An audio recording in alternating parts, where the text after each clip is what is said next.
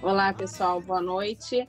Para quem não me conhece, meu nome é Bárbara Araújo, eu sou advogada na área ambiental da iniciativa privada. Há muitos anos eu trabalho nessa área. Conheci o Rogério em 2008, quando ele estava no IBAMA, ele autuando meus clientes. Mas, na verdade, hoje eu venho como conselheira da APA Petrópolis, através da OAB Petrópolis. Eu estou como presidente da Comissão de Direito Ambiental da OAB há uns 4 anos, mais ou menos, dentro da gestão do Dr. Marcelo Schaefer.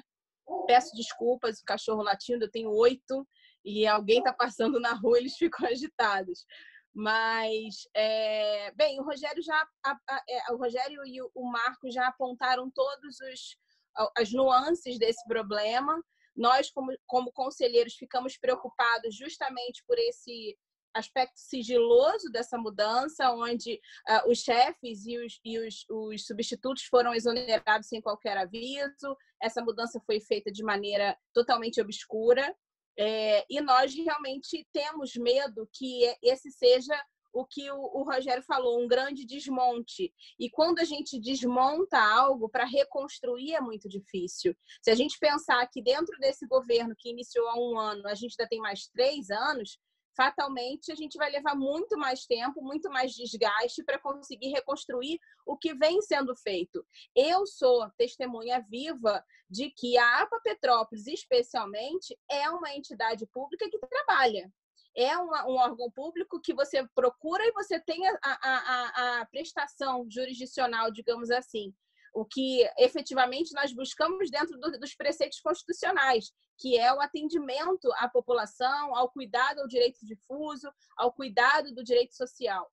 E o que eu posso dizer é que eles realmente se esforçam, junto com a sociedade civil, que o Conselho é muito ativo, é um conselho que se reúne frequentemente e com grande adesão. Não é aquele conselho que só está no papel, não. As reuniões são muito bem conduzidas pelo Vitor, que está assistindo a gente, bem como com a equipe do Vitor, que é extremamente técnica. São pessoas que você senta e sabem discutir assuntos ambientais, assuntos de interesse da APA Petrópolis.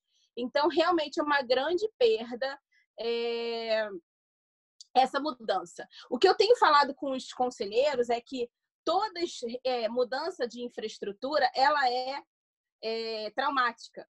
E eu, como trabalho na iniciativa privada, é normal que isso aconteça. Então, as empresas normalmente fazem essas reestruturações, modificam as chefias, modificam seus organogramas, mas, efetivamente, no poder público, a gente tem uma vinculação legal. Qual é a vinculação legal? A obrigação de se manter um serviço público eficaz.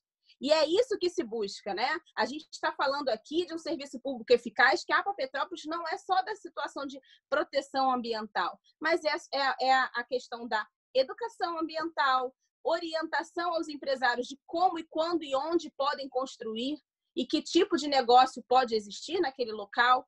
Sem esse ponto de apoio, sem a existência da APA Petrópolis, isso com certeza vai ficar precário. Se já é precário, porque deveria ter uma equipe melhor, uma infraestrutura melhor, eu posso falar com propriedade que a APA Petrópolis ficou mais de 2 anos sem telefone, porque não tinha infraestrutura de telefone. Então, os serventuários da APA Petrópolis forneciam seus celulares para as pessoas, para poderem atender as demandas da área.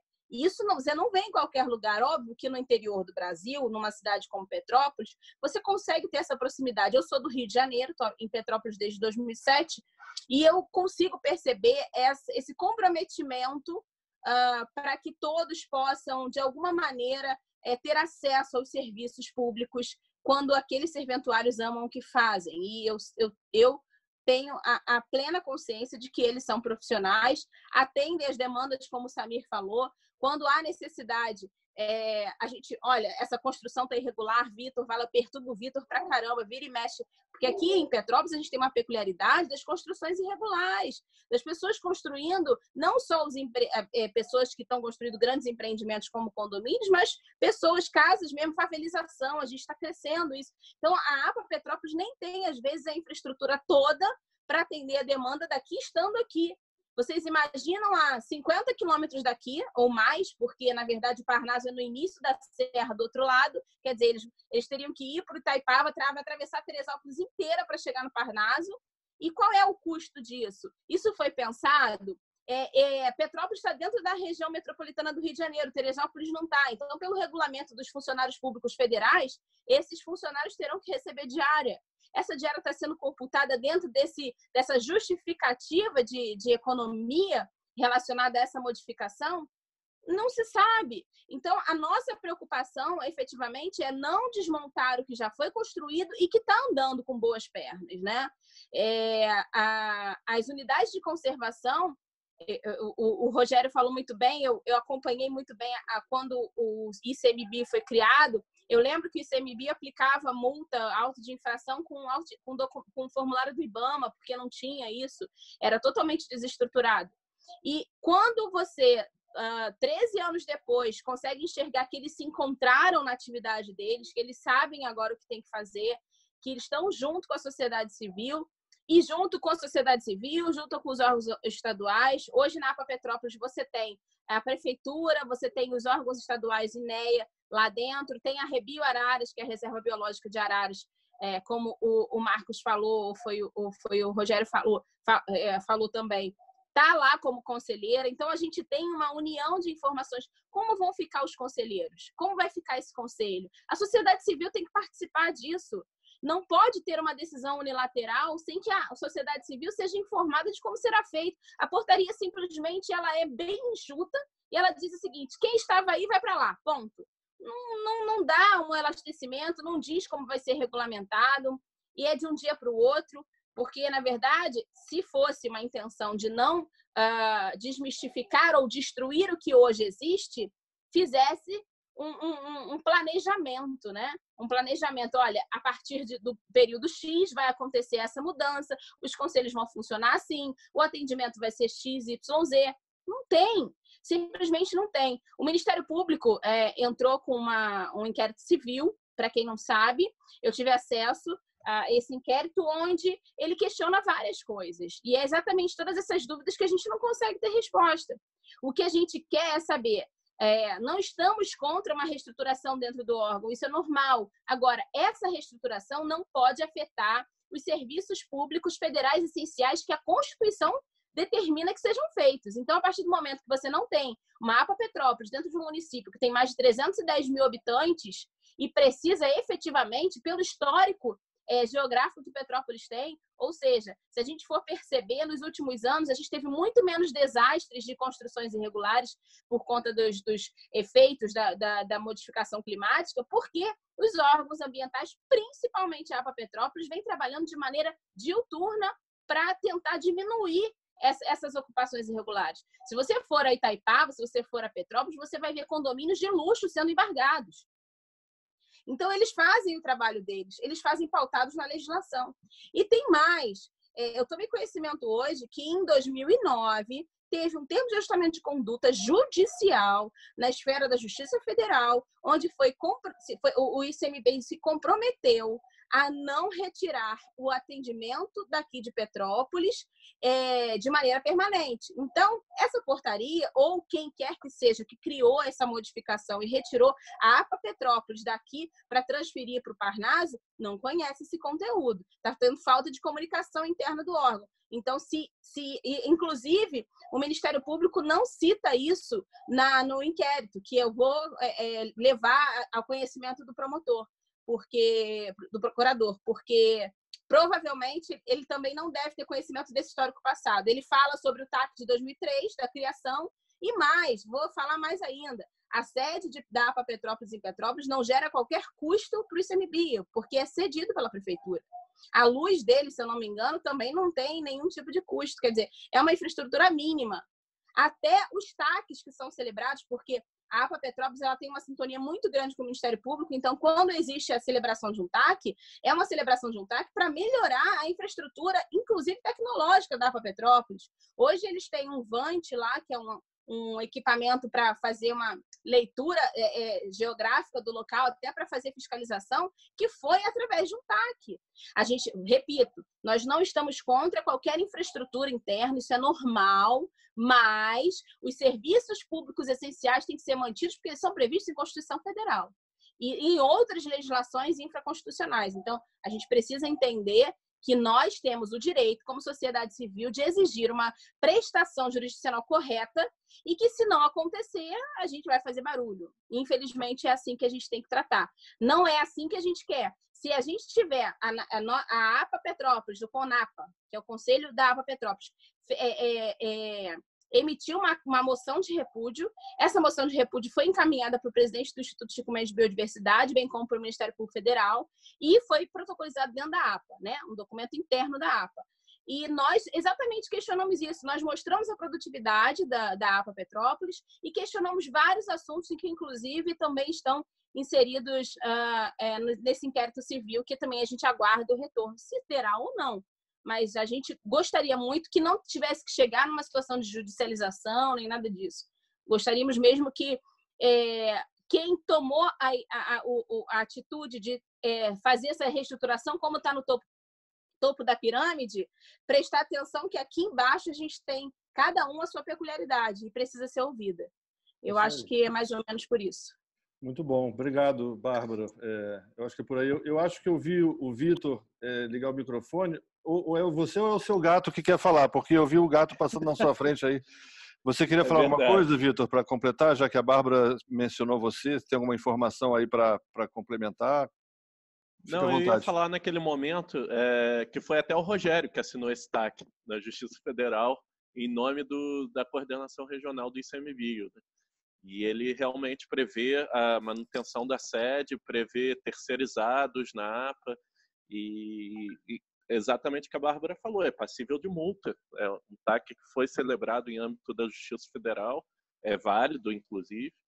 Então, não sei se o ICMBio desconhecia ou simplesmente passou por cima.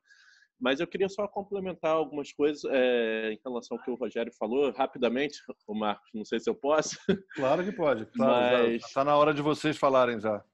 Eu acho que o que o Rogério falou é super importante. Ninguém aqui está sendo contra a nucleação ou a gestão por NGIs, né, que é uma coisa que já acontece dentro do ICMBio há algum tempo. É o núcleo de gestão integrada.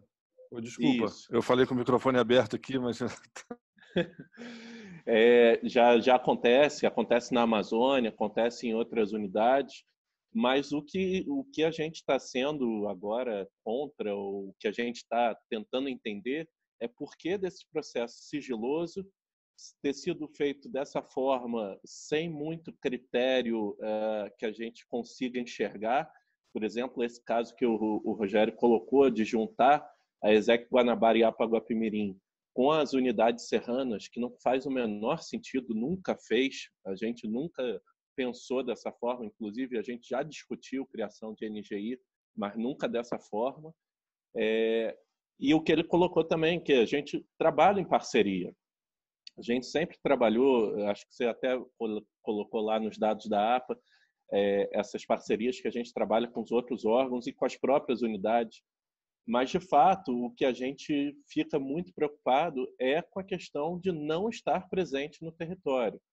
Que talvez a APA, por ser uma unidade tão diferente das outras, a gente sinta mais necessidade de estar presente no território o tempo todo. A gente tem aí mais de 200 mil habitantes no território da APA, né? A Bárbara falou que são 300 mil habitantes em Petrópolis, mas como a APA não pega Petrópolis toda, a gente estima aí mais de 200 mil dentro do território. Só isso já é bastante coisa, né? Então, se hoje a gente estando presente no território já é tão difícil de fazer a gestão do território, da unidade, imagina realmente a 50 quilômetros de distância, que parece pouco, mas não é. Para quem conhece a Serra de Teresópolis e Itaipava, sabe que não é uma serra fácil, que qualquer coisa ali ela fecha, é barreira, é caminhão, então não é um acesso tão simples assim para a gente vir o tempo todo. E sem contar esses custos adicionais de diárias, combustível, manutenção de veículos, que hoje já é extremamente precária no ICMBio. Hoje eu ia até sair com o nosso carro, descobri que ele estava sem freio, decidi sair com o meu mesmo. Então, imagina num momento que a gente vai ter que precisar, vai ter que demandar muito mais dos veículos, né? Só queria agradecer também todas as palavras aí da Bárbara, do Samir. Não sei se nós somos tão merecedores dessas palavras, mas de fato a gente tenta fazer nosso trabalho lá da melhor forma possível para a sociedade, tá?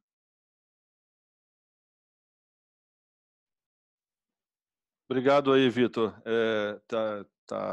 Acho que foi boa a participação aí de você. A gente precisava realmente ter alguém que pudesse até esclarecer a gente sobre certos aspectos, né? E nada melhor do que você aí e o Rogério, que são dentro do órgão, para testemunhar, né, isso aí. E eu, assim, só para pegar e complementar um pouco o que você falou, né? Eu também sou testemunha dentro do tempo que eu trabalhei em parceria, né, com a APA, enfim, com outros órgãos.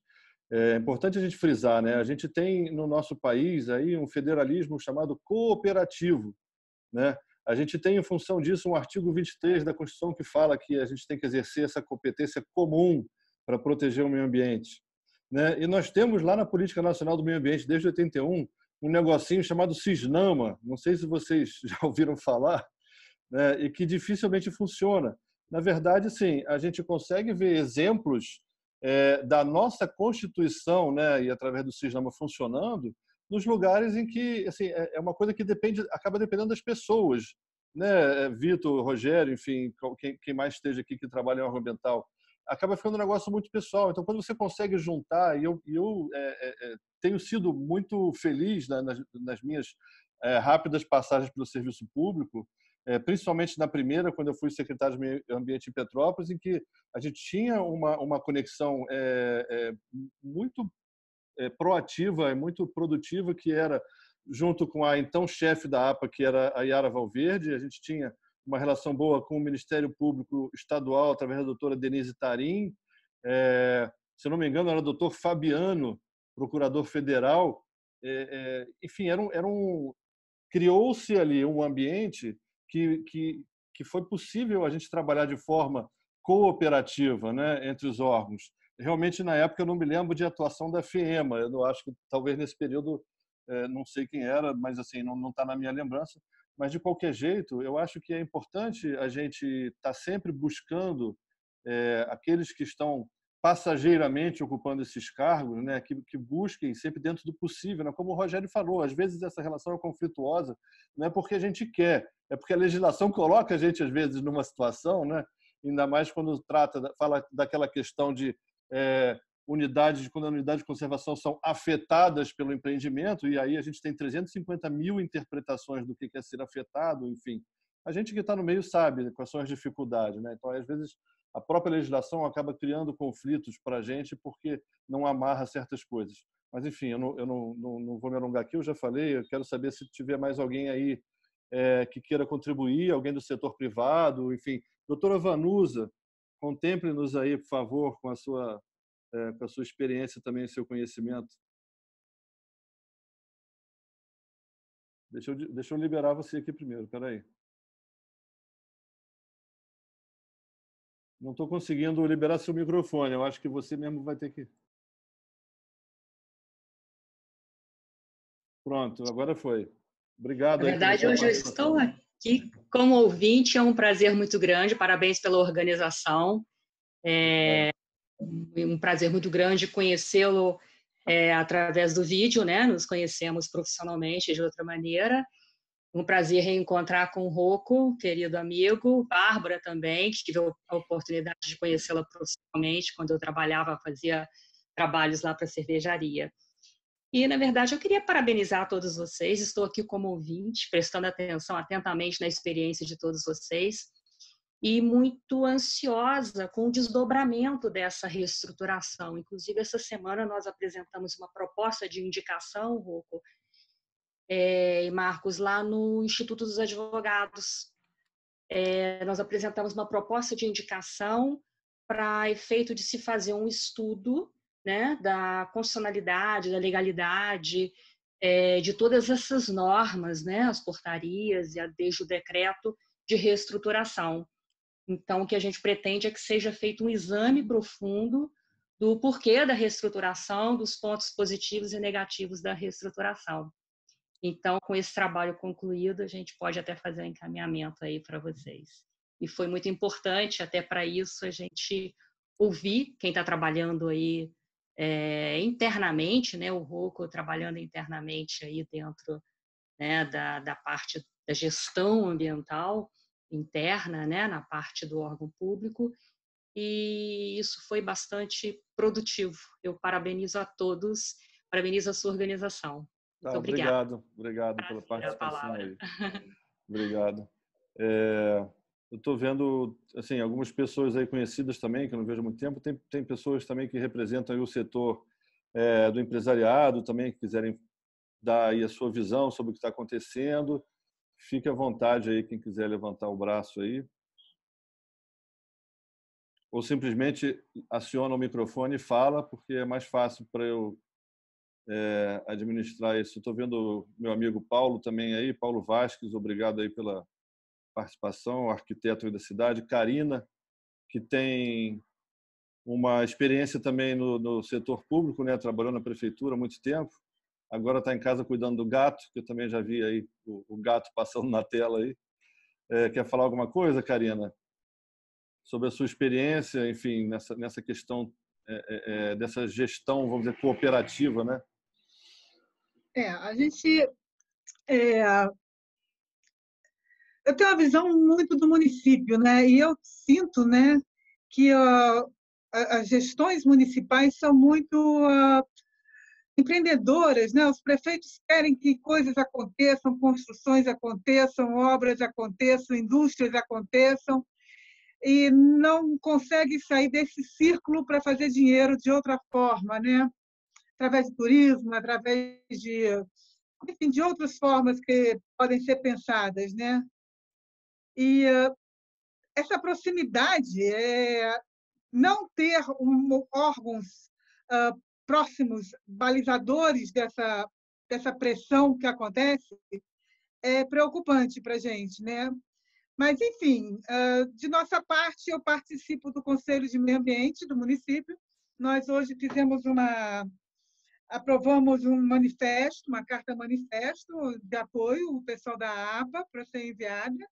Bacana. Porque, pelo menos, se conseguirem fazer uma base aqui, né?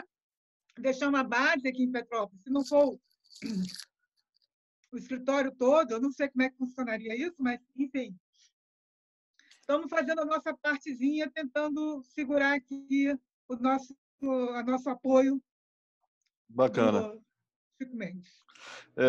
Pelo que, assim, né, a gente, da pouca experiência que a gente tem, né, eu nunca tive aí dentro, mas eu imagino que não deva ser impossível convencer que se mantenha. Logicamente, se você tem uma estrutura que não precisa pagar aluguel, enfim, não tem custo, e não teria por que não manter alguma estrutura, nem que fosse para uma equipe para atendimentos mais emergenciais, né, Vitor? Porque a gente sabe até agora, depois desse momento de pandemia, naturalmente que muitas coisas vão ser resolvidas agora via sistema, processos hoje, né, no IBAMA, no ICMBio, via o sistema lá, o SEI, enfim. Então, eu até acredito que muitas coisas relacionadas talvez com licenciamento, recursos, enfim, podem até ser geridos de forma remota. Mas, no caso específico de Petrópolis, até com base no relato também de todo mundo, né, a presença física de vocês aí é importante e eu não sei, eu sou um cara meio otimista, eu acho que vocês vão conseguir pelo menos superar essa parte aí. Estou vendo também aí a minha amiga Olga, com quem eu tive também um enorme prazer de trabalhar no órgão ambiental. Está me ouvindo, Olga? Olga trabalhou na Secretaria do Ambiente também, estadual.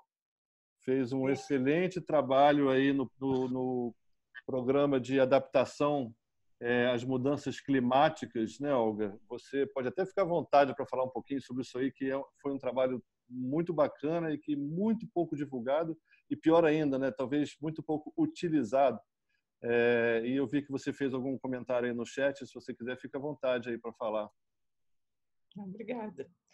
Não, Marcos, eu só fiz um comentário aqui em cima de algumas informações que eu tenho de um post da Marina em relação a essa questão exatamente das multas que estão paradas desde outubro, né, no IBAMA, em função de quando Bolsonaro colocou as audiências de conciliação, e a proposta agora exatamente desse PL aí 2633, né, que incentiva a grilagem lá na região amazônica, e todo esse desmonte que a gente está vendo e que está rebatendo exatamente sobre os funcionários que têm formação, os guarda-parques, os fiscais, né, com essa nova entrada aí, a princípio, de militares e do Exército.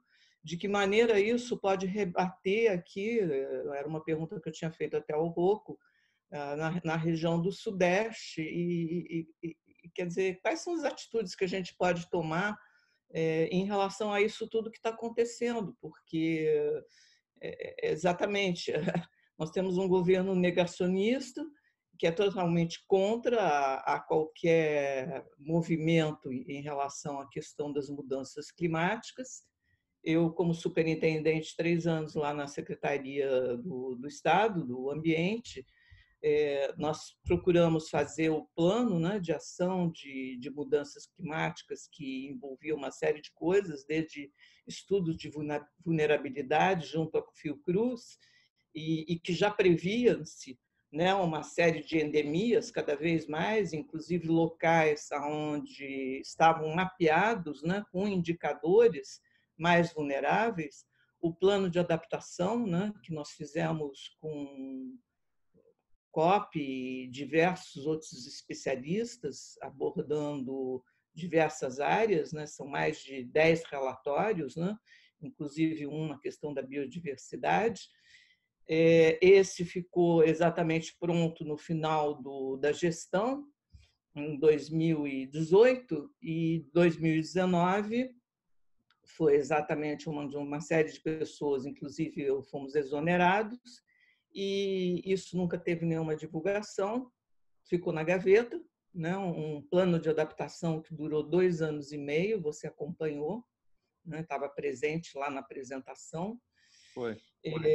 O próprio inventário de emissões de gases de efeito estufa que nós fizemos, que já está, inclusive, no momento de fazer o próximo, que seria agora 2020. Então, eu fico assim, muito triste e bastante preocupado com a nossa situação. E, enfim, eu estou assim, colocando aqui um pouco da minha angústia no sentido não só do que a gente está vivendo, né, em termos da questão ambiental, mas também econômica, onde a gente aloca recursos para determinados estudos e determinadas ações, inclusive em termos de adaptação e resiliência, de curto, médio e longo prazo, e onde a gente não está vendo retorno de nada, né? É verdade, são tempos sombrios. Também eu quero só fazer uma referência aí. Obrigado, Olga, pela contribuição aí. Meu amigo Carlos Eduardo Pereira, que eu não vejo há muito tempo aí, trabalha muitos e muitos anos aí com a proteção dos animais.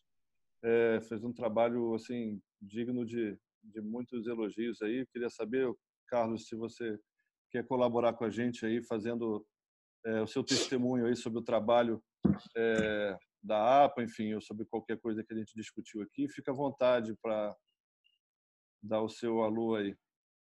Só você, é isso.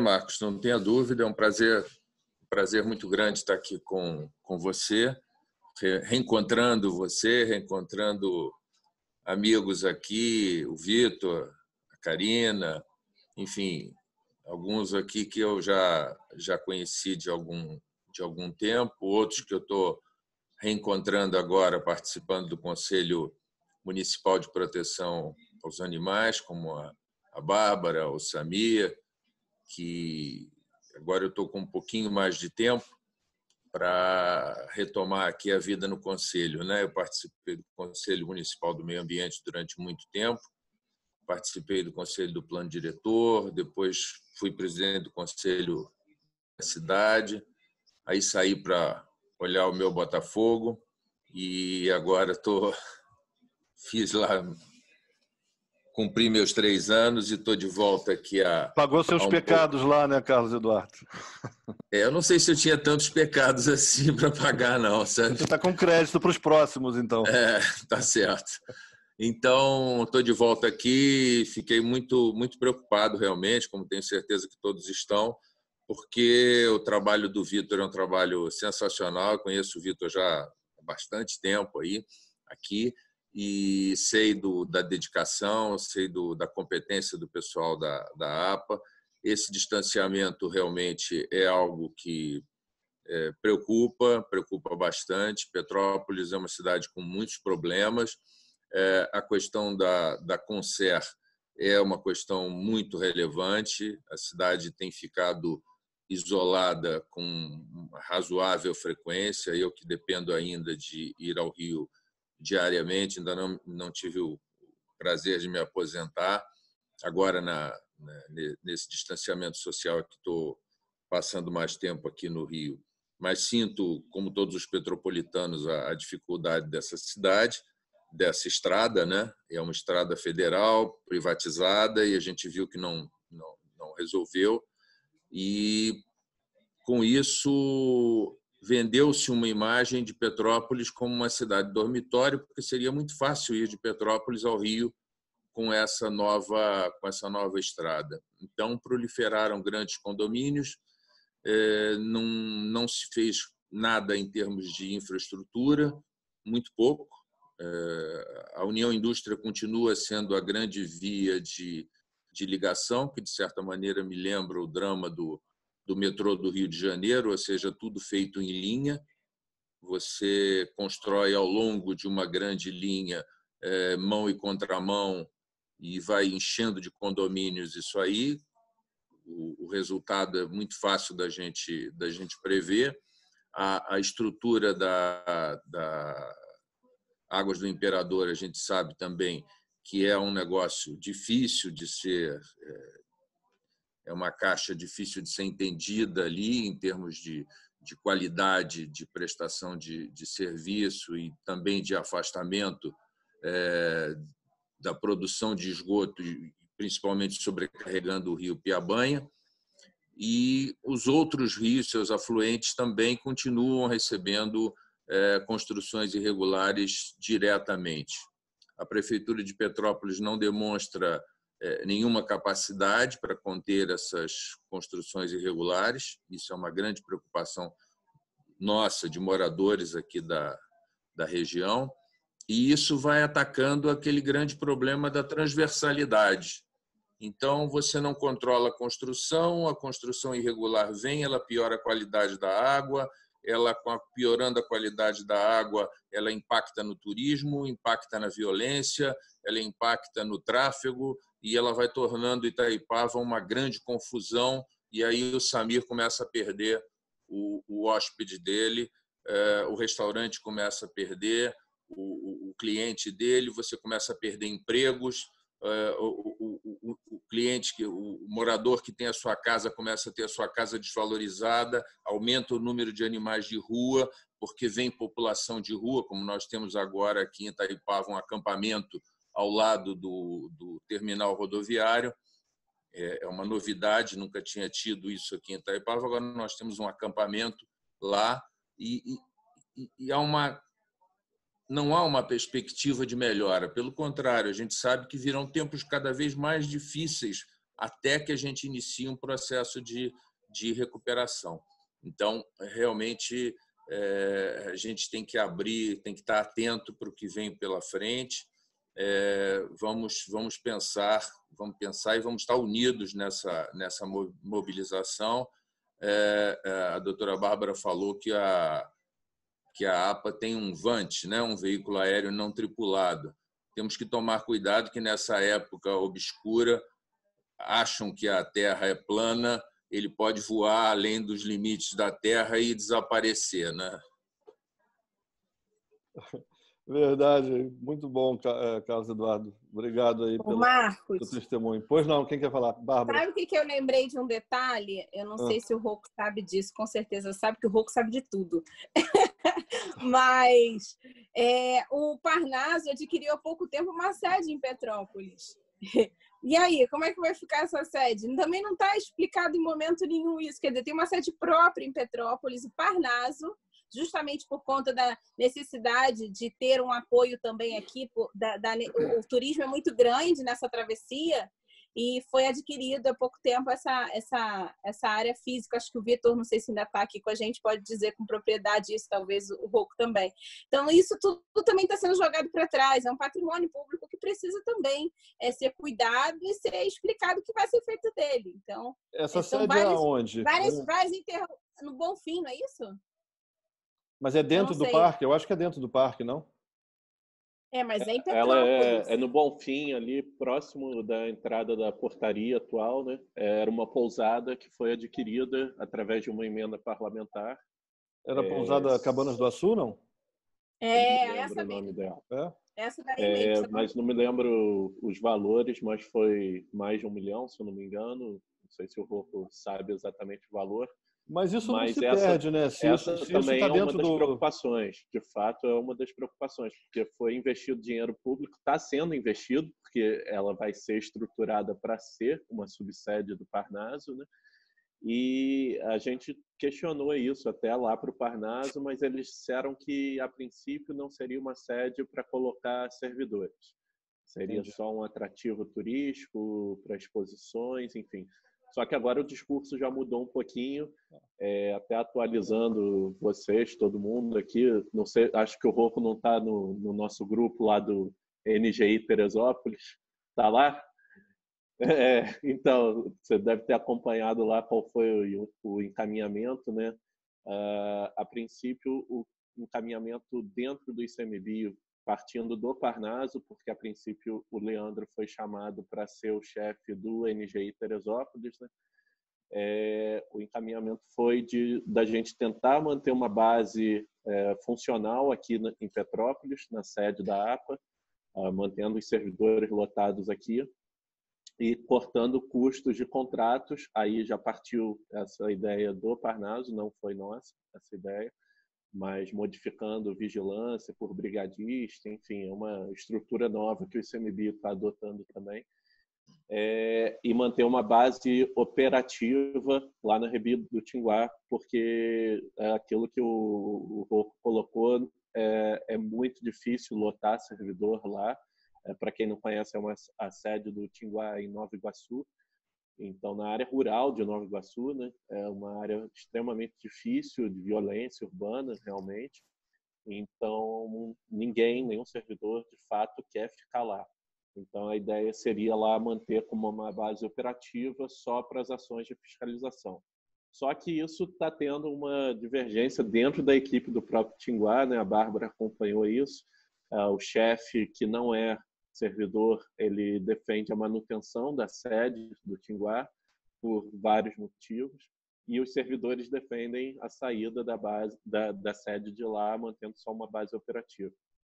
Mas, enfim, o encaminhamento do Parnaso foi esse, inclusive de manter a sede da APA só até a sede do Bonfim ficar pronto, que aí já foi uma modificação de entendimento do Leandro.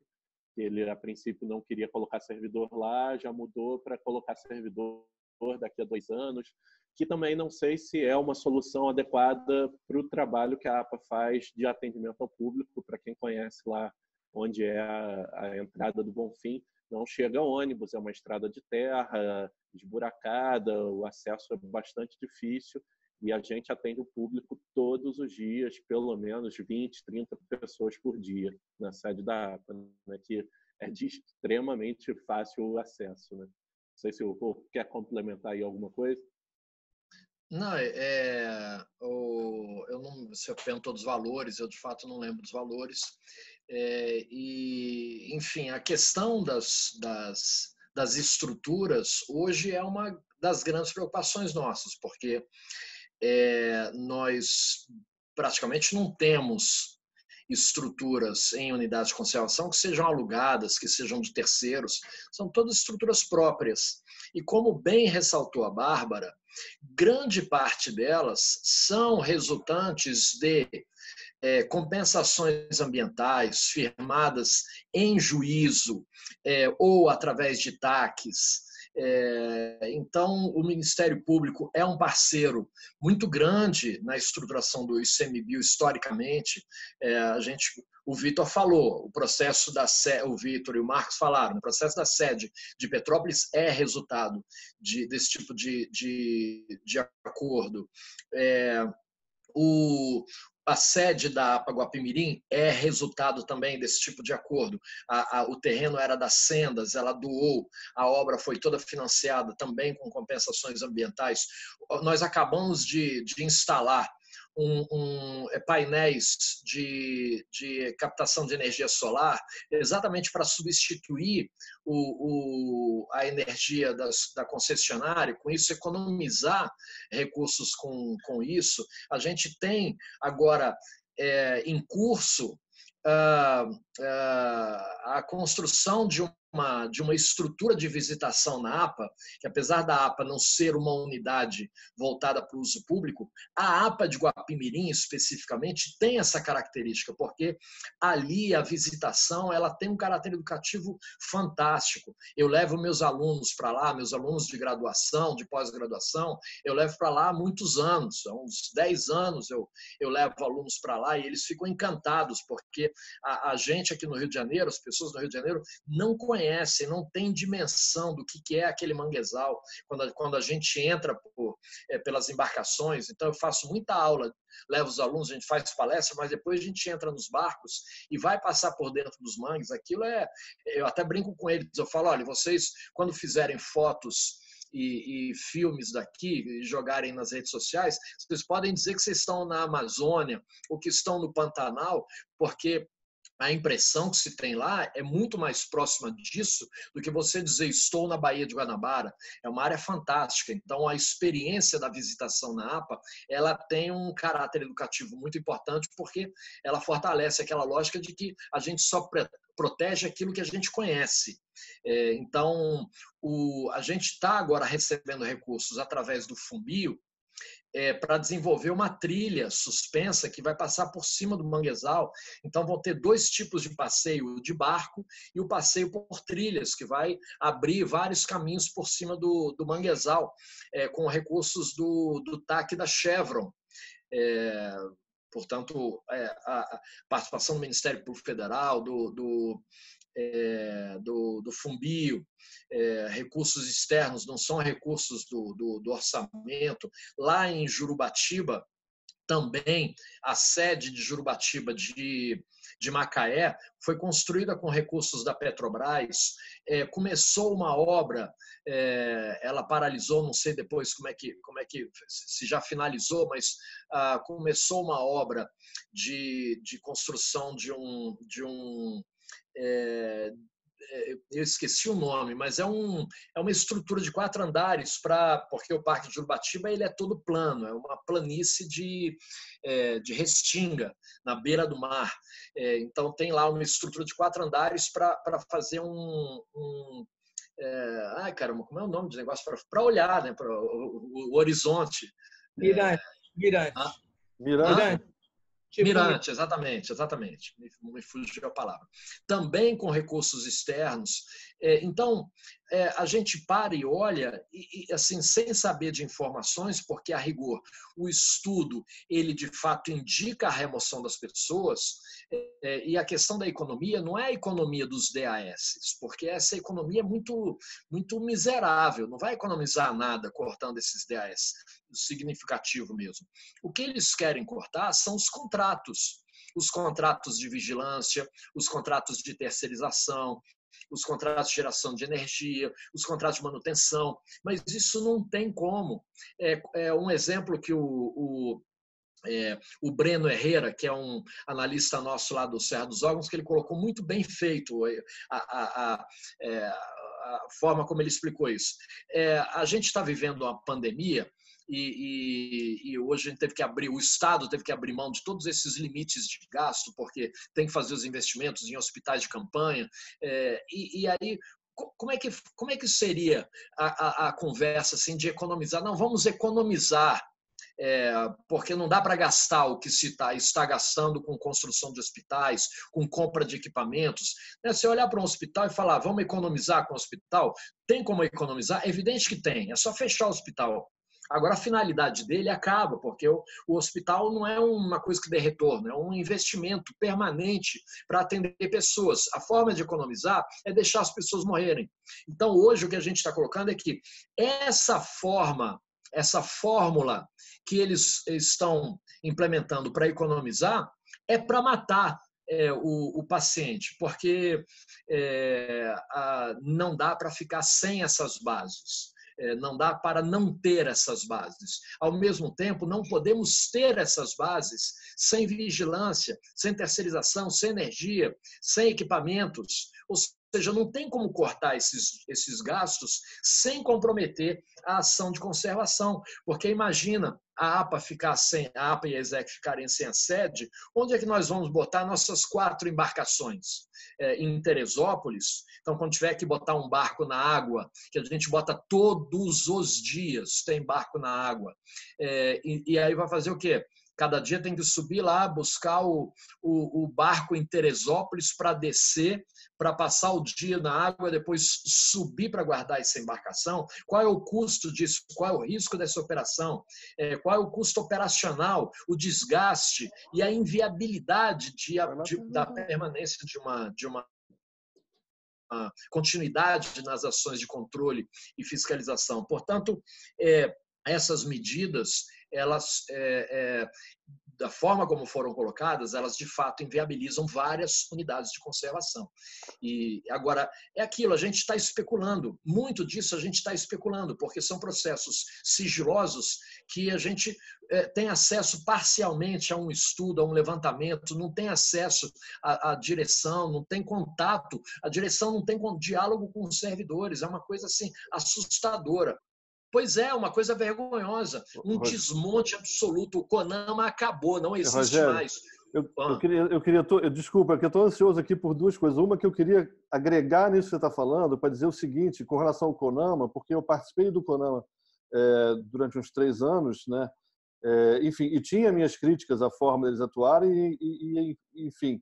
E aí, quando reduziram o número de conselheiros, da forma como reduziram, eu fiquei, obviamente, assustado, né? Eu imaginava que fosse ter alguma reorganização, alguma mudança, e fiquei pensando sobre a produtividade do CONAMA. E aí eu fui fazer uma pesquisa, porque eu escrevi um artigo sobre isso, e cheguei à conclusão, Rogério, que de 2019, né, dessa gestão inteira do CONAMA para cá, só foi aprovada uma resolução normativa e que tem a ver com o PROCONV, né, com emissões, e que era uma resolução que estava praticamente pronta em 2018, quando a gente terminou. E eu fiquei assustado, falei assim, se reduziram, a gente foi imaginar que pelo menos a produtividade, porque a gente sabe que no ambiente democrático tudo é um pouco mais difícil, né? É o custo da democracia, a gente sabe. Para você equilibrar e tal e chegar num ponto é mais difícil. Então isso é compreensível. E quando reduziram, e eu também fiquei escandalizado, principalmente em tirar a participação dos estados, que eu achei um absurdo, todos os estados eram representados individualmente, aí agora são só 5, através de um sorteio, mas enfim, você já fez essa crítica muito bem. Eu só queria agregar essa questão que, no final das contas, isso nem se tornou uma eficiência maior, porque a produtividade do CONAMA foi de uma resolução aprovada em 2019 e uma resolução que já estava praticamente pronta, entendeu? Assim, eu também quero só aproveitar para saudar meu amigo Guido Gelli, que apareceu no final, e a culpa foi minha, Guido. Desculpa, você me mandou o pedido do link e eu já tinha começado aqui, eu só fui ver lá no meio. Mas, enfim, desculpa, Rogério, eu não queria te interromper, eu devolvo a palavra para você aí, mas só para dar uma boas-vindas aí também para o meu amigo Guido Gelli. E também só uma outra coisa para o pessoal que está aí. Enfim, a gente cumpriu aqui o protocolo e tal do evento, o conteúdo está cumprido, eu queria deixar todo mundo à vontade. É óbvio que eu estou adorando, eu vou ficar aqui até a hora que for para a gente fazer esse bate-papo. Eu transformo isso num happy hour rapidinho, porque eu pego uma taça de vinho ali ou um copo de cerveja e a gente fica aqui numa boa, não tem tempo para acabar, tá? Quero deixar vocês só à vontade, né? Para quem ficar meio, às vezes a pessoa fica constrangida de sair, então fica à vontade, a gente continua. E eu devolvo a palavra para o Rogério, enquanto eu vou na cozinha pegar ou uma taça de vinho ou uma cervejinha e já volto. Pô, mas você tem como compartilhar isso com a gente? Poxa, infelizmente isso não inventaram Então ainda. não devia ter falado, né? Não inventaram ainda. Mas na minha geladeira deve ter alguma coisa ainda, eu vou lá ver. Fica com a palavra aí, Rogério. Eu já estava aqui pensando assim, eu vou beber alguma coisa e vou fazer uma linguicinha assim, ó, fritinha. Vai começar um aperitivo, porque esse papo vai durar. Mas agora você fica hospedando aí o evento, enquanto eu vou na cozinha. Depois, quando eu voltar, você vai.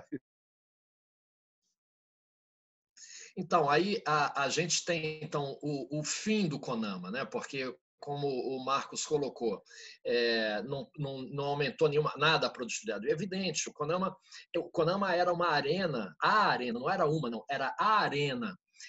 A gente teve depois, com a aprovação da Lei Complementar 140 de 2011, a criação de uma outra arena importante, que é a Comissão Tripartite Nacional, né, reunindo o Ministério, sob a coordenação do Ministério do Meio Ambiente, reunindo representações dos estados e municípios. Aí, sim, uma arena meramente governamental, mas também importante para evoluir nos processos de cooperação entre os entes federados para o cumprimento dessa obrigação que é comum, essa competência que é comum, segundo a Constituição Federal. Então, a Comissão Tripartite Nacional ela conseguiu se tornar um foco importante para a articulação governamental nas ações de proteção ambiental, mas o CONAMA ele era a principal arena brasileira, porque todas as questões relevantes ambientais brasileiras eram levadas ao CONAMA. E ali a gente tinha, como tinha todas as representações, o Ministério Público não era membro, mas participava das reuniões exatamente para acompanhar a formação das políticas. Nós temos na história do CONAMA mais de 400 resoluções editadas nesses 40 anos que se completam ano que vem. Ano que vem a gente tem aniversário de 40 anos da Política Nacional do Meio Ambiente e, infelizmente, será um aniversário de descomemoração, porque é o aniversário que vai estar gravado mais ainda o desmonte de toda essa estrutura que levou 40 anos para ser construída. Bom apetite aí. Fala com a gente aí, Guido. Dá a sua... Já falaram que você é um dinossauro do ambientingalismo. Agora eu estou te dando direito de defesa. Direito de defesa. Eu já fui extinto. Um meteoro me extinguiu. Não, olha só, Rogério, eu concordo. Eu acho que o que me dá dó, dá muita tristeza, é porque, e vocês todos participaram desse processo, alguns há mais tempo, outros há menos, enfim, em função da idade, mas foi um processo longo, até se chegar onde chegamos. Eu me lembro, discutir o capítulo de meio ambiente na Constituição, antes disso, a formação da Lei Nacional do Meio Ambiente de 81, a formação do CONAMA, foi todo um processo, e dos estados, e dos CONEMAs, enfim, é um processo longo de amadurecimento. Quando eu entrei para a FEMA, realmente sou dinossauro, porque meus amigos perguntavam: você está trabalhando onde mesmo agora, Guido? Eu dizia: FEMA, Fundação Estadual de Engenharia do Meio Ambiente. Que isso? Que porra é essa de meio ambiente? Eu cansei de responder essa pergunta para colegas meus engenheiros, que me perguntavam: que é isso? Ou seja, de lá para cá as coisas mudaram muito. E esse processo é um processo longo, trabalhado, né? Hoje, enfim, Rocco, você pode dizer: não, uma petroleira não pode ser sustentável. Eu até discordo em parte. Eu me lembro que quando eu fiz o mestrado em 92, eu estava na COP, na primeira turma de mestrado de planejamento energético ambiental, e era energético, né? Então nós fomos visitar a Reduc. E eu falei: eu não vou falar nada que eu sou da FEMA, porque eu não quero ver. Vou chegar lá, sou estudante da COP e fui lá. E eu me lembro que eu fiquei surpreso, porque logo que nós chegamos, eles entregaram 5 publicações. Bacana, publicações densas, grandes, com informação. 3 de meio ambiente. Eu falei, puxa, as coisas mudaram. Porque eu cheguei a ser barrado na porta da Reduc, com carteirinha de fiscal da FEMA, oficial e tudo, e não tinha, porque tinha que buscar, falar, me lembro até que era aquele japonês, o presidente Shigeaki Ueki.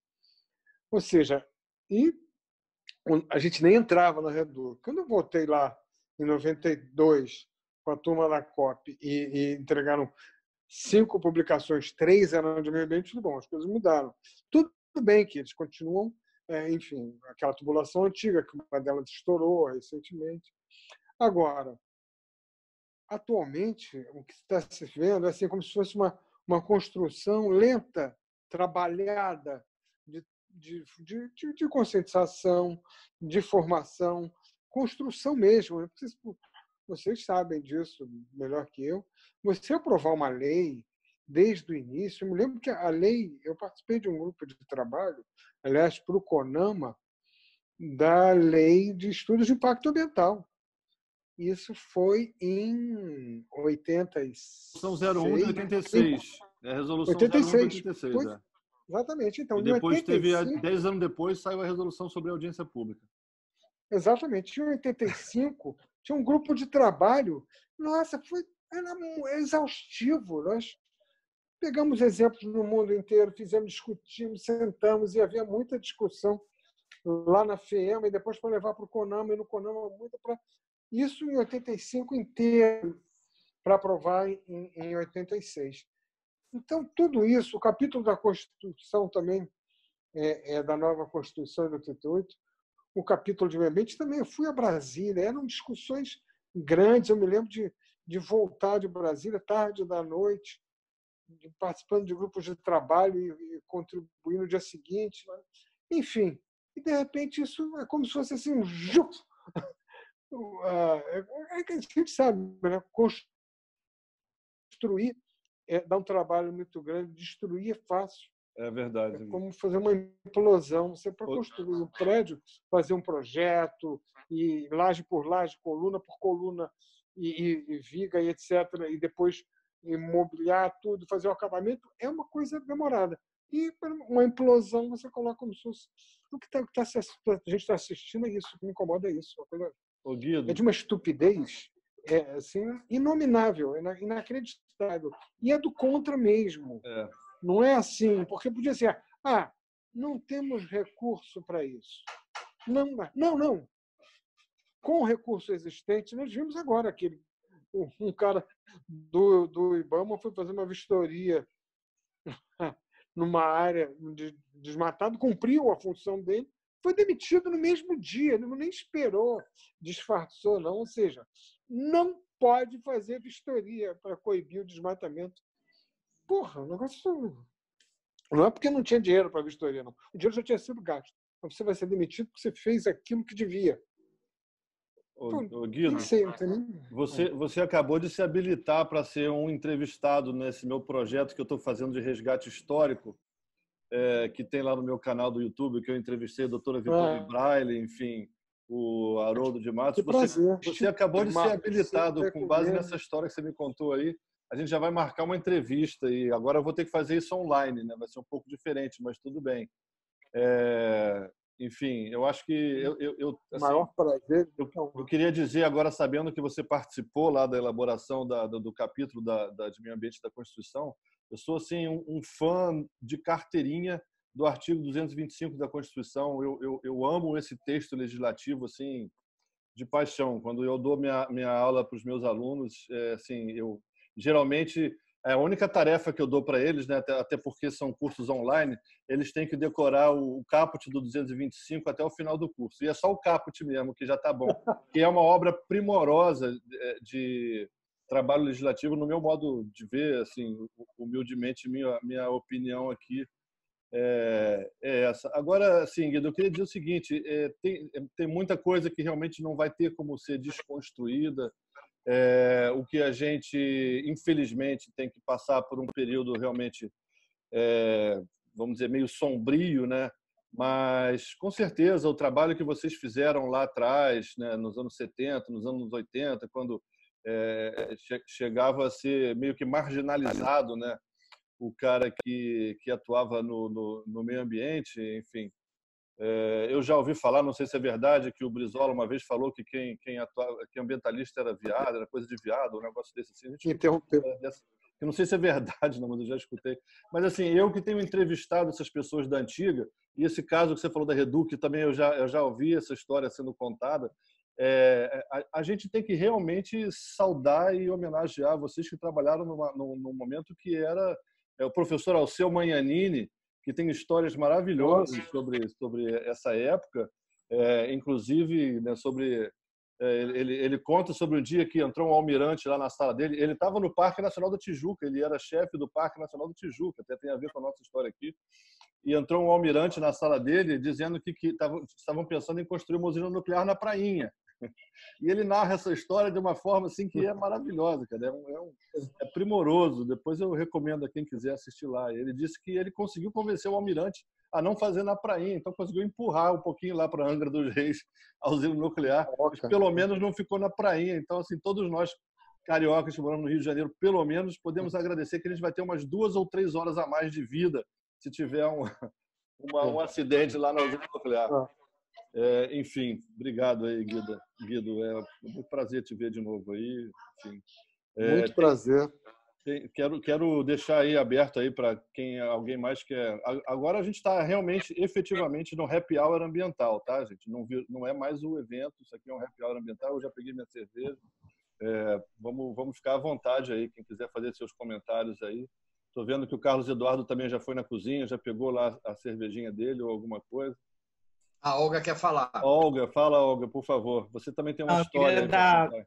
Meus parabéns a todos, foi excelente, muito, muito boa discussão, muito rica. Acho que a gente poderia ficar aqui mais uma semana discutindo que assunto é o que não falta no momento, para complementar aí a nossa situação. Eu estava até lendo aqui, que foi publicado pelo como é que chama?